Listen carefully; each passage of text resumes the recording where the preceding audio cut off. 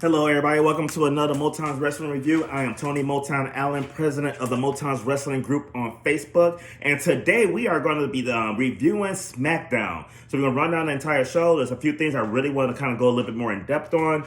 But before we jump into the wrestling, let's talk about them Cubs. Yesterday, the Cubs and the Sox played in a crosstown classic. And for the Cubs, it was all gas, no brakes. They put it on the White Sox like, gosh! Know what I mean? So, oh man, that was a straight, fuck it. They dog walked the White Sox. So all you White Sox fans, sorry about your damn luck. But anyway, moving on to SmackDown. SmackDown kicked off with the new faction, which is consists of Solo Sikoa, Jacob Fatu, and JC. JC is Jeff Cobb's new name. For those of you who don't know, Jeff Cobb was Matanza in Lucha Underground. Man, if you've never seen Lucha, YouTube him. That is some of the best wrestling that we had in the last 15, 20 years, without a doubt. But the opening segment is my moment of the night, to be honest with you. I like what they're teasing with Jacob Fatu and Solo Sikoa as far as the tension and everything. I think they're building up really, really good. You know it's going to explode. I'm expecting it to happen at least by SummerSlam. I can't wait to see what's going to happen with them. But the part that wasn't part of my moment of the week is this new name for JC Mattel, as we found out later. Like, why are you changing Jeff Cobb's name? Lucha has been gone since 2018, something like that. He's been wrestling under Jeff Cobb since then in different organizations, including AEW. I don't know why AEW didn't sign him. And you pull a Vince McMahon with his name. Like, why the fuck would you do that? It's stupid. And I also don't like the name either. But speaking of JC, though, LA Knight, yeah, he came out doing this promo and everything, pulled JC out of the ring and everything. They got the fight, and he got one over on him and then took off in the crowd. So we'll see more with them later on. We move on to our first match of the night. It is a women's qualifier for the Money in the Bank. We have Alexa Bliss taking on Meechkin, or as William Fox like to call her, Mia Yum Yum, and Chelsea Green. This match was really good. I'm not a big fan of triple threats, but that's the theme of the night though. But this triple threat I actually gave a B+. I thought the ladies did really good. Meechkin decided to do her little fucking twerk right before she hit the fucking cannonball on Chelsea Green and Alexa Bliss. And I know William Fox was sitting at home thinking he would put it on Mia Yim like this. But overall, good match and everything. I liked when one thing I didn't like in the match is when Meechkin and Alexa Bliss went for a double drop kick. And it looked like Green completely missed with her feet on that though. But no, they still sold it like it happened. But I digress. That's probably the thing that stopped it from getting an A for me. And I did like how Bliss hit Mia Yim with the Twisted Bliss, but Green made the save. But Green ended up getting the Sister Abigail, and Alexa Bliss won this match. I liked the match. I wasn't happy with the outcome, in my opinion. Chelsea Green is built for Money in the Bank. Like, of all the women on the women's roster, she's one of the top ones for a ladder match. I mean, if you look at some of the stuff she did at Lucha Underground, you look at some of the stuff she's done in TNA and across the independents, why would you not have Chelsea Green in this ladder match? Not to mention the fact that her character needs that briefcase. Like, not only should she be in this match, she should be the one who wins it. She should be the one that cares. I can't think of any female wrestler in our locker room that would be more entertaining than Chelsea Green with that briefcase. So, completely don't agree with the decision. I love 5 Feet of Fury. You know, I love my little shorties. Daddy love his short women. But I do not agree with Alexa Bliss winning this one. Not at all. Our next match is DIY, Do It Yourself versus Fraxium. DIY is a good tag team though, but I'm just ready for them to split up. I mean, Johnny Wrestling can go do whatever he needs to do, but Ciampa needs to be in a singles run. Like, I'm just bored with them together. But this match, really, really good. I gave this match an A. It was a potential match of the night. A lot of high flying moves, a lot of speed. Fraxium is incredible. Do these guys have a bad match? Because I've never seen it. Johnny Wrestler hit Frazier with a kick when Frazier attempted the moonsault. I mean, that was just fucking crazy. And Frazier get the win with a good combination roll up pin. And then after the match, DIY definitely they did end up attacking them. The Motor City Machine Guns, came out and made the save. So then they came back for commercial and they announced that Fraxium is going to get a shot at the Street Profits next week on SmackDown. Then they cut to Wade Barrett and R-Truth. Little interview with R-Truth about John Cena. He's a huge fan of John Cena, and the John Cena that put him through the table is not the real John Cena. This was my tap out of this show. We're going to get John Cena versus R-Truth at Saturday night's main event. No disrespect to R-Truth at all. He's been a phenomenal wrestler for the last 30 years. Former NWA World Champion, the first black NWA World Champion. I know there's a lot of stuff with his gimmick that a lot of people don't agree with, whether you like it or not and everything. He's a 54-time, 24/7, 365, I-95 World Champion. So I don't know how they call John Cena to go with his 17 and R-Truth got 54. But this is John Cena's farewell run. This is the last. We got 6 matches left in John Cena's career before he's retired. And we're wasting one on R-Truth? Really?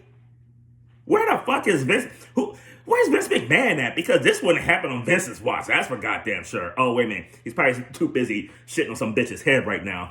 But you got guys like LA Knight that would be a good opponent for John Cena. And that could definitely deserve that rub. Carlito. I know he's not a big star, but he's got history with John Cena. He took the U.S. title off of him when he made his debut.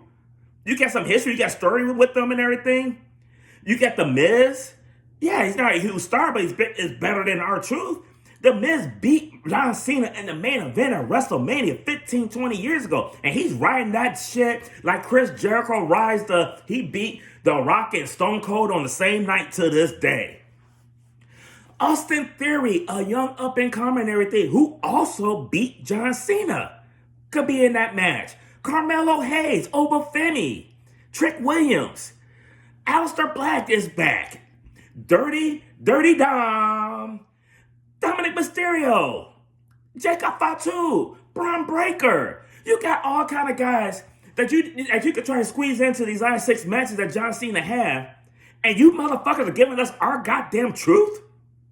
And we know good and goddamn well there is no way in hell I have a better shot beating John Cena than R-Truth. Because I'm going to cheat my ass off. But I'm not happy with that at all, and that's why that's my tap out. Now, next match.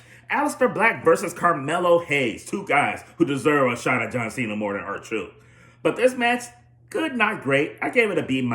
Black looked good as always. I mean, I don't know what the difference is between WWE and AEW, but Black looks like a bigger deal here. He looks better in the ring. His interest, everything about him just seems better. And the motherfucker haven't said one word yet. Carmelo looked really good as well. Had a cool spot with that springboard DDT. Sometimes he scares the fuck out of me with that springboard DDT, but he hasn't hurt anybody yet, so that's the main thing. And once again, this is second or third time they wrestle. Carmelo still haven't taken a black mask. Miz jumped in and made the save. Black won by DQ because of interference from Miz, and Miz ate the black mask again, and nobody sells the black mask like Miz. He sold that shit so good, it's becoming a weekly segment on that show, on SmackDown. But then we move on to Alexa Bliss and Charlotte talking in the back. I guess Alexa want to be friends with Charlotte. Charlotte don't really want to have no time for that. But then out comes Giulia and Nick out of Nick Aldis' office. And Nick Aldis announces that Giulia is the newest member of the SmackDown roster. Giulia is the newest member. Not saying she ain't good, but come on. There's so many women in the NXT right now that should have been called up before Giulia. I'm sorry. What the fuck did Giulia do in that office with Nick Aldis to get called up? That's what I want to know. Did she put it on him like Dush? Or did Nick Aldis put it on Giulia like Dush?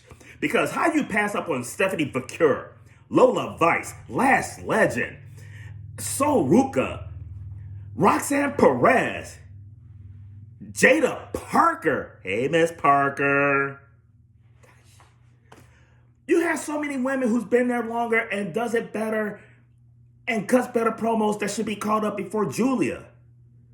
Like, gee, I don't get that. I don't get that at all. But we're going to move on to another triple threat. This is for the men's Money in the Bank qualifier. You got Jimmy Uso versus Rey Fenix versus Solo Sikoa. The match, in my opinion, was okay. It wasn't bad, but it wasn't great. I gave it a B-. Jimmy now decides that he wants to use the spear. What the fuck are you using the spear for? You got too many people using the spear right now. And all y'all's spears, Jimmy Uso, Roman Reigns, Jey Uso. Guys, get it through your head. Your spears look like fucking horse shit compared to Braun Breaker. Stop using it. Y'all look like bitches using it compared to Braun Breaker. LA Knight came out and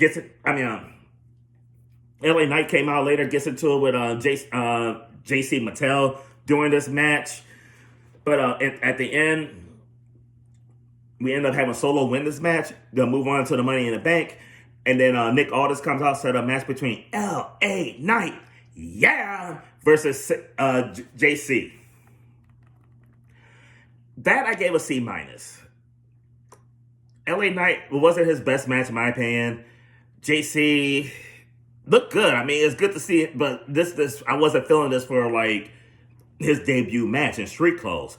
I mean, he did hit the standing moonsault that was pretty impressive and everything. He did get the clean win on LA Knight 1-2-3. If you're gonna have him go over LA Knight, I don't think this match should have been as competitive. It should just been a squash match. But I gave that one a C. And then we move on to the main event of SmackDown. And it's the ladies' main event. And I never thought I would see Nia Jax in the main event of anything other than a fucking OnlyFans video for the fans who like her, like Bobby Rogers. But we had Nia Jax versus Titty Time Tiffany Stratton. Man, this was my match of the night. This beat out the tag team match slightly. Very, very good match. I want to say this is one of Nia Jax's best matches I've seen her in. Tiffany Stratton been on a whole nother level since she beat Charlotte Flair. Very good match. Nia hit her with the bonsai splash. That was like one of the I thought she legit hurt Tiffany on that one. Tiffany kicked out, got some stuff in. Nia was the first person ever to kick out of the prettiest moonsault ever. But don't matter, because she hit her again with another one. Get the 1-2-3. Tiffany keeps her title. Naomi comes out with a chair, and then Jay comes out to make the save. Them two get into it. And of course, we setting up a program between them two, though. Overall, I really did like this match. I think it could have been Tiffany's best match. Definitely was not one of Nia Jax's best match. You could tell that these two like work together a lot and everything. I hope to see more of them. I mean, it's kind of funny because I really at first did not want to see this. I mean, when Nick Aldis came out, I expected him to do it like, we're gonna have a tag team match, player. But overall, good show, good performance for everybody across the board. Definitely looking forward to next week's SmackDown, but I will probably be back on Tuesday with a Monday Night Raw review. And let's just hope that my Cubs keeps going with the all gas, no brakes on them bitches from the South Side Sox.